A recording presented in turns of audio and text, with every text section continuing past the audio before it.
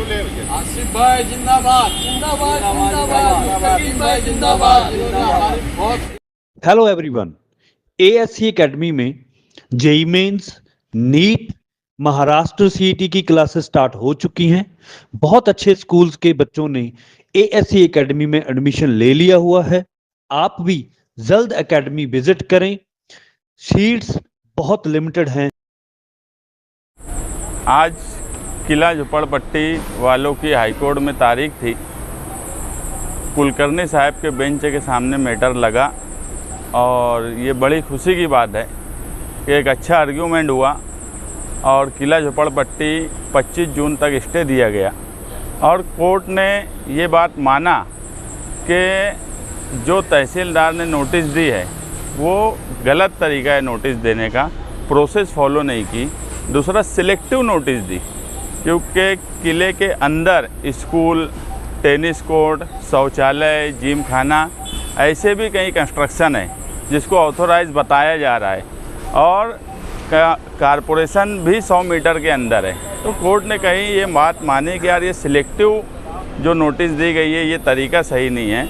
अगर सुशोभीकरण के नाम से कोई कामकाज होना चाहिए तो वो सबके लिए बराबर होना चाहिए और बुलडोज़र से जस्टिस नहीं मिल सकता क्योंकि सामने वाला वकील जो है गवर्नमेंट का, वो उसकी पूरी ताकत और कोशिश यही थी कि फ़ौरन एक्शन लिया जाए। तो उसमें जो जज साहब तो उन्होंने एक बात बोली जो सबके लिए लागू होती है कि बुलडोज़र से जस्टिस नहीं मिल सकता। ये ऐसा वर्ड है जिसके लिए हम आज ख़ास तौर से मुसलमान ये तकलीफ़ उठा रहे हैं कि उनको बुलडोज़र से ही उनके ऊपर एक्शन होता है। तो ये ऑर्डर कहीं ना कहीं कई जगह काम आएगा और महाराष्ट्र भर में जो किले और सिलेक्टिव एक्शन लेने की कोशिश सरकार की तरफ से की जा रही थी, ये हर जगह इसका फ़ायदा ये ऑर्डर का मिलेगा। और जो मौजूदा एमएलए ये बोलते थे कि अब कुछ नहीं हो सकता, तुमको यहाँ से जाना ही पड़ेगा, कहीं ना कहीं उनको भी बैठकर ऑर्डर पढ़ना चाहिए। अगर नहीं समझ सकते तो किसी से पढ़वाना चाहिए कि इंसाफ के लिए कोशिश करना ज़रूरी है। और ये सिर्फ किले की बस्ती की जीत नहीं है, ये बुलडोज़र एक्शन के ख़िलाफ़ मालेगांव शहर ने ये साबित किया है कि हम अगर ताकत से और इंसाफ के लिए कोर्ट और तक जाते हैं और कोशिश करते हैं तो इंसाफ कहीं ना कहीं मिलता है। और आज इंसाफ मिला है, वो वक्ती इंसाफ है, मगर हमारी कोशिश यही रहेगी कि 25 जून तक, क्योंकि 31 मई तक इनकी कोशिश थी कि वहाँ से हटा दिया जाए। अब 25 जून को मैटर लगेगा तो हमारी तरफ से आर्गूमेंट होगा, सामने वाला अपना अफिडेविट दाखिल करेगा।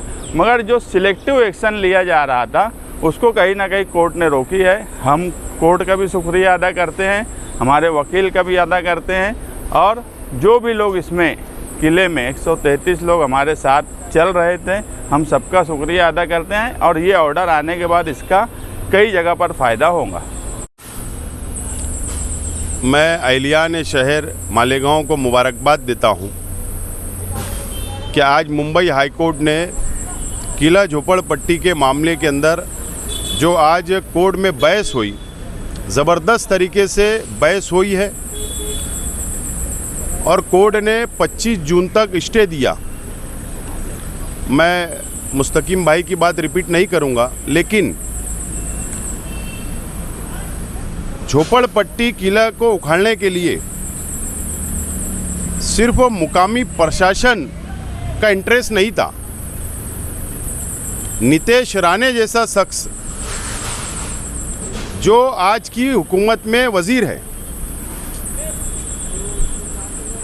वो खुद किले के ऊपर चढ़कर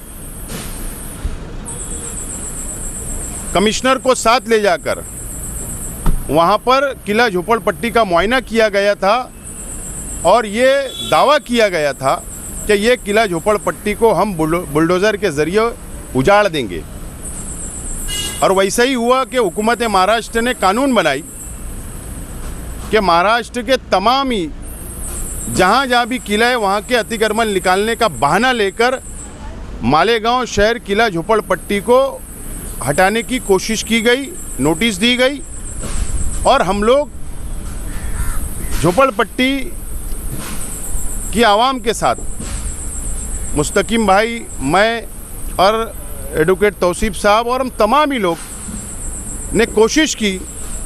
लोक आयुक्त तो गए, कलेक्टर के पास गए, पुलिस प्रशासन के पास गए इंसाफ के लिए, और आखिर में हम लोग हाईकोर्ट आए।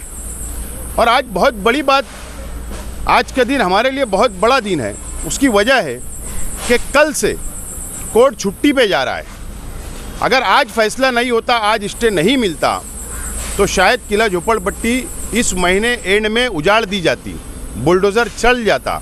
लेकिन मैं कोर्ट का शुक्रिया अदा करता हूं कि कोर्ट ने आज तमाम ही कानूनी पहलुओं को समझते हुए स्टे दिया है, और ये जीत फ़िरका परस्तों के खिलाफ है हमारी। और दूसरी बात मुझे ये बोलना है कि शहर के एमएलए को भी अब सर जोड़कर मंथन करने की ज़रूरत है। सिर्फ डिंग मारने से कुछ नहीं होता। आज कोर्ट में तारीख है तो मुंबई आ जाना, पोस्ट चला देना कि मेरी बात हो गई। अरे उस प्रशासन ने तो हमको जगह बता दी कि यहाँ तुमको जाना है, उसके बाद भी हम नहीं माने। वो तो देने वाली थी, वो तो इनका हक है, लेकिन हम कानूनी लड़ाई लड़ रहे थे और आज हमको जीत मिली है। लेकिन एमएलए को मंथन करने की ज़रूरत है, समझने की ज़रूरत है, और मैं तो ये कहूँगा कि ट्यूशन लगा लो आप कानून समझने के लिए। इतना ही बोलना है मुझे। आज division bench justice GS Kulkarni, Advait M Sethna साहब की कोर्ट में जब ये मैटर निकला, तो गवर्नमेंट प्लीडर की तरफ से ये बात की गई है कि हम यहाँ से जो इंक्रोचमेंट है वो निकाल कर इनको जगह दे रहे हैं। हमारी जगह जो है वो भी तैयार है। लेकिन जो डिवीज़न बेंच के जस्टिस कुलकर्णी साहब थे, उन्होंने सख्त लफ्ज़ में गवर्नमेंट प्लीडर को ये बताया है कि आप जब इंक्रोचमेंट जो 40 सालों से ज़ायद वहाँ पर मौजूद है, उनको आप निकालने की बात कर रहे हो। और जब हमारे एडवोकेट एमपी वाशी सर ने कोर्ट को बताया कि किले झोपड़पट्टी के अंदर स्कूल चल रही है, तो जीएस कुलकर्णी साहब ने डाइस से उनको ये कहा है कि इक्वलिटी बिफोर लॉ है, लॉ सब के लिए एक जैसा है। आप अंदर स्कूल की परमिशन दे रहे हो जो इलीगल है, उसको नहीं तोड़ रहे हो, और बाहर की जो जगह है उनको तोड़ने की बात कर रहे हो। एमपी वाशी सर ने यह भी बताया कि फोर्ट जो किला है 100 मीटर की रेंज में मालेगांव म्यूनसिपल कॉरपोरेशन है, उस पर भी जस्टिस कुलकर्णी साहब ने गवर्नमेंट लीडर से ये बात कही, जब 100 मीटर्स के रेंज में मालेगांव म्यूनसिपल कॉरपोरेशन है तो क्या आप इसको तोड़ोगे क्या?